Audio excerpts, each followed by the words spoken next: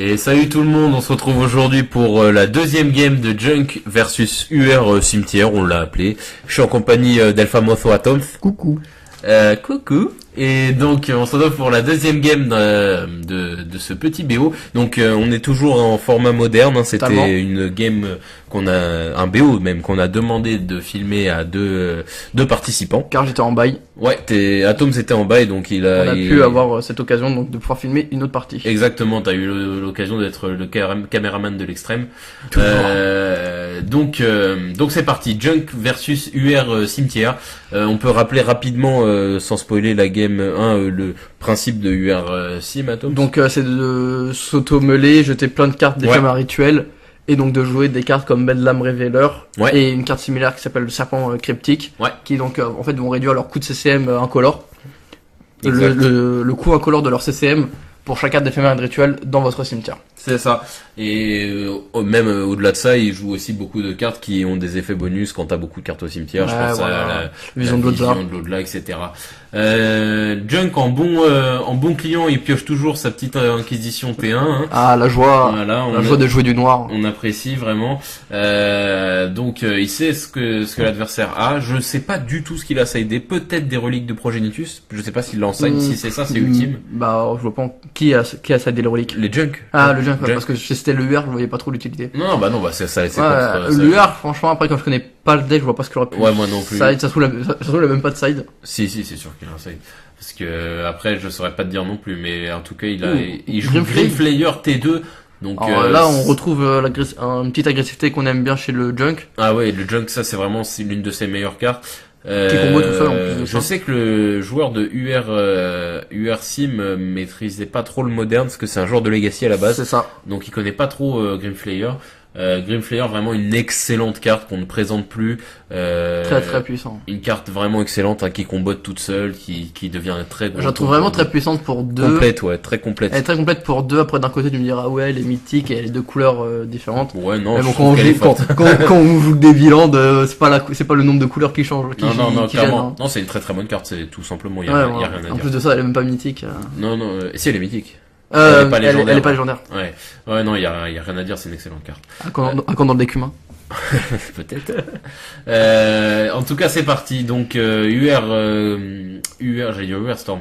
UR Sim, qui commence un peu à faire son petit boui-boui. C'est ça. Là, clairement, il y a une grosse cloque qui l'attend. Il s'en rend peut-être pas compte, mais je pense qu'il a quand même compris que la carte pouvait plus ou moins se booster toute seule à un moment ou à un autre. Parce que ce qui est intéressant, en fait, c'est que, je crois que c'est 4 types de cartes. Ouais, donc c'est même pas des types précis, c'est genre c'est pas genre une créature, un machin. Non. C'est vraiment 4 types de cartes, donc là il en a déjà 2, un rituel, un fetch, qui va sûrement plus qui va peut-être continuer à faire. Alors le seul micro défaut, j'allais dire aussi, c'est qu'en fait c'est pas quand il attaque, c'est que quand il met les blessures. Mais c'est un micro défaut parce qu'en vrai, bon, parce qu'à un moment faut pas pousser. Faut pas pousser. Voilà, là il a déjà trois cartes différentes dans le. Il suffit juste qu'il lance un 100 ou quoi là. Là il est plutôt pas mal. Il va poser Tarmo, donc qui est aussi combo. En fait c'est ça excuse-moi de te couper. Je veux juste expliquer vite fait ce que ça, on l'a pas fait.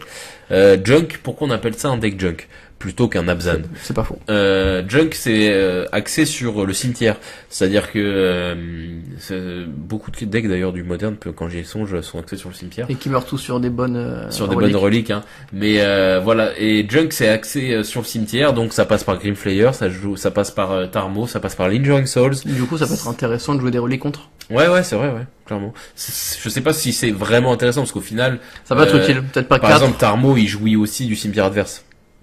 Donc, de toute façon, il s'est fait manalique. Il s'est fait manaliquer, c'est ce que j'ai vu. Vas-y, on reprend. Et donc voilà, tout est basé là-dessus. T'as beaucoup de trucs avec le délire. Donc Grimflayer. J'ai pas d'autres exemples, mais je sais qu'il y en a d'autres dans le deck. Donc voilà, c'est ça qui différencie d'un Abzan. Il joue pas les créatures d'elfe, non.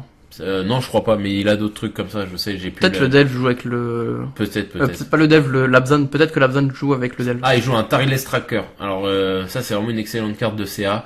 Bon, là, il se fait quand même piquer le crâne, le UR, dans cette game, en plus de ça, là, je crois que normalement, il a reçu le +4, le Grimflayer. Oui, c'est ça, donc il a reçu le +4/+4 grâce au Tarmo, d'ailleurs. Grâce au contrôle du Tarmo. Ouais, c'était un mal pour un bien, quand même. Bon, il est gagnant, quand même, dans les dégâts, UR, je pense, hein, mais. Bien sûr.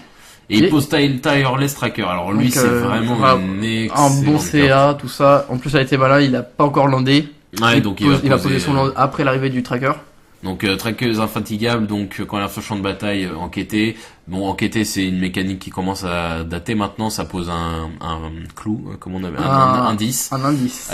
Et pour 2, tu le sacrifies, tu pioches une carte, et à chaque fois, en gros, que tu vas perdre un Arthos, tu vas mettre un marqueur. C'est quand même une 3-2, c'est un bon body. Il se fait quand même Easy Charm, le Tireless. Je pense qu'il a eu raison parce que laisser un tel attends, il y a un clou là? Oui, il y a un clou. Alors c'est qu'il s'est pas fait il s'est pas fait counter, il s'est fait 2 blessures. Il s'est fait 2 blessures. Il a posé le serpent cryptique. Serpent cryptique à 2. Ouais, donc là ça va être très compliqué. Donc là, ça fait une 6-5, même le terrain, il peut pas gérer. Même le Grimflay. Ah, ça c'est une bonne. Ça c'est une carte qu'on veut. Ah putain, c'est Manalik. Là, on est en mode Manalik. Non, il a toutes les réponses. Il joue. Peut-être qu'il a rentré des contres en plus en side. Alors les Manalik, il les avait déjà pour le coup. Oui, je sais qu'il avait des Manalik, mais ce que je veux dire, c'est peut-être qu'il avait plus de slots. Plus de slots de contre. Après, j'en ai vu beaucoup partir au cimetière dans la game quand même. Là, c'est vrai que peut-être que là, il hésite peut-être plus il garde plus de sorts peut-être. Ouais, clairement. Ouais, il se meule moins. J'ai l'impression. Peut-être que d'un côté aussi, il a peut-être pas touché les. Oui, les secours et tout, ouais, t'as peut-être raison. Les deux cas, une baffe à 6, en 5 minutes, je rattrape le retard que tu m'as mis. Après, d'un côté, là, il va pouvoir peut-être se prendre 4 par le Flare. Ouais, clairement, et là, il va faire une clou pour piocher un peu de gaz.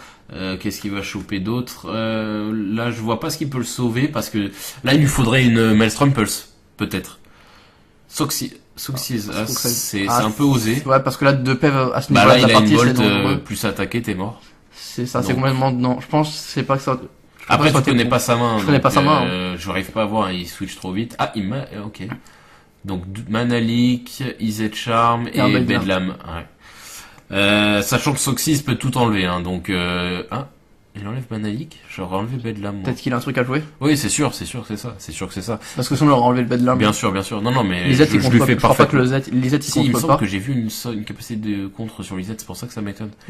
Mais après, il contre K2, le Lisette. Il attaque avec Grimflayer pour 4.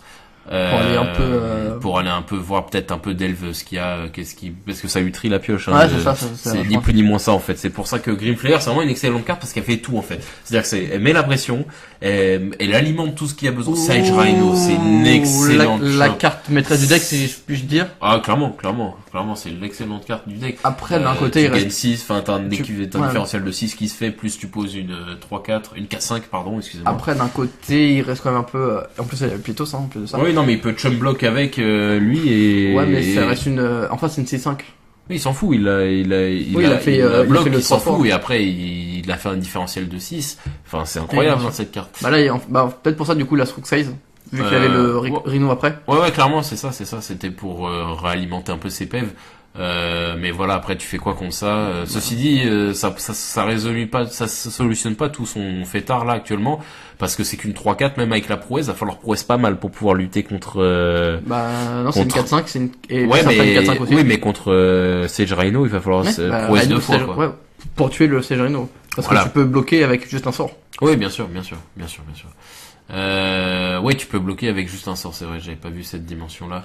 Un autre serpent cryptique, il est quand même pas mal chanceux, j'ai l'impression quand même. Ouais. Parce que je veux dire, il draw pas tant que ça. Là, il y a Bedlam qui lui a fait draw 3, on s'entend bien. Hein. Mais je veux dire, il a quand même pas mal de chance. Je veux dire, il a au final 8 cartes dans le deck qui tuent.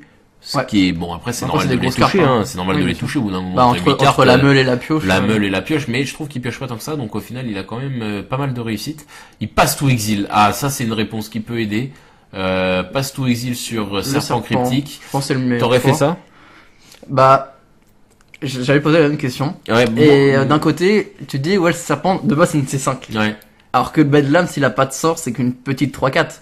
Oui, bon après il a mis Styrene Forest. Qui est untap ou dans le graveyard on le voit pas, donc c'est untap, c'est un lui vraiment. Ouais.